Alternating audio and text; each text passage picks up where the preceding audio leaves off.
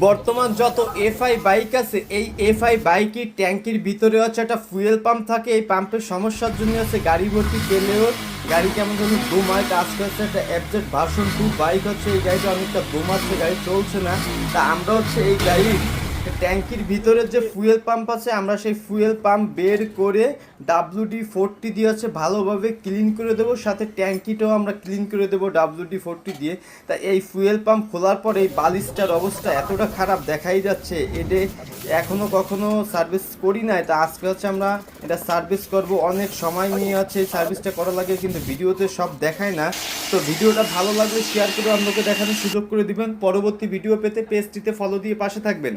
অনেকে অ্যাড্রেসটা জানতে চান, অ্যাড্রেসটা বাগেরহাট জেলা, চিতলমারি থানা, চিতলমারি পল্লী বিদ্যুতের সাথে সাউন্ড স্টিকার। কমপ্লিট হওয়ার পর গাড়ির সাউন্ডটা দেখতে হবে। দেখা যাচ্ছে গাড়ির সাউন্ডটা অনেকটা সুন্দর, কোনো সাউন্ড ফাটতেছে না। ধন্যবাদ।